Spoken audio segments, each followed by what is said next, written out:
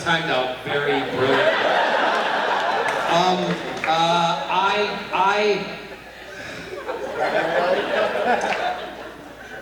I know it's not real. I have to say, the only thing that still freaks me out is from when I was a kid, and it's the autons. And the monsters, villains that freak me out. Autons, when I was a kid, I couldn't walk past the store window with a dummy in it. I had to be hidden into my mother's coat. I know, it wasn't a cute thing. God, she had good coats. And then, as I got older, I still don't like shop mannequins. Especially when you walk past them and they actually like lost the hand. I hate that. Because all I'm waiting for them to do is just go, start shooting people, right? It's horrible. The other thing that I don't like is Davros. I love him, but I don't, he just creeps me out. When he came on set, we were doing those sequences and Elizabeth Sladen was with me, I grabbed Elizabeth's hand and she looked at me and she's like, and this is again on camera, you can see in the background, she goes, he still frightens me. And I'm like, I hate him. So there's all that stuff going on. But I think that, you know, the most scary thing was being in the Doctor Who production office and where we filmed in the warehouse. And at night, sometimes when you had to walk to the door to go out, if they closed all the rest of the main doors, you had to walk to the back door by the set dressing offices. And to get there, you had to walk down a long corridor about as long as this, pitch black, with all of the monsters and heads and costumes in a glass room. When you walk past it, and honest to God, this is how I used to do it. We used to get to it, and if you're by yourself, you'd be like this.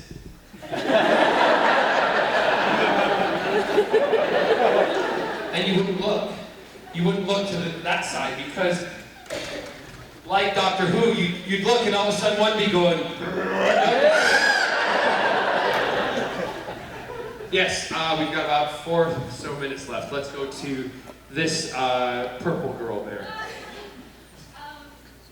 Every person has an inspiration of why they're doing what they're doing. What was your inspiration to get into doing all the things that you love to do? It does make sense.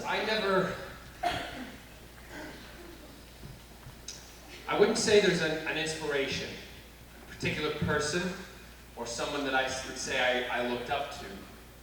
Because I didn't have anybody who was like me on television, and I thought I wouldn't really ever be able to do it. That makes sense? Because at a young age I knew who I was, but I was brought up in an area where you weren't allowed to, you know, be who you were in the 80s, and it wasn't, you just didn't. So I kind of I got this thing in myself to, my parents were great. My parents never said, they always said, if you want to do something, go for it. Don't let anybody tell you no. And if they do tell you no, and you think you still should be doing it, find a way to do it. And that's what I've always done. Inspiration for me, I just loved, I'm a child of Star Wars. Star Trek, Battlestar Galactica, Buck Rogers in the 25th century. I go back with all of those, and you know, even like Land of the Lost, I used to watch it on a Saturday morning.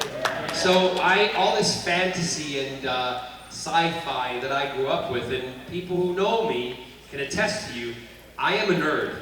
I have a garage full of collectibles, Funkos, everything. I shipped 250 Funkos from Australia when I was there.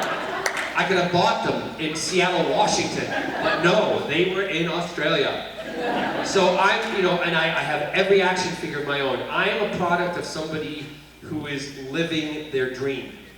And I have to thank you guys for it, because you've supported me and you watch the things that I'm in. That's why I feel I have to be honest with you, I have to be upfront with you, I have to give you things back, and I don't hold back. Because you've changed my life. From a little boy dreaming about being in these shows to a man being in these shows and doing what I have dreamt about, I can't ask for any more. So that's why I say every day I wake up, there's a little boy in me right now going, what? And I thank you, and he thank you because you make my life awesome. Thank you very much, guys. I really appreciate it.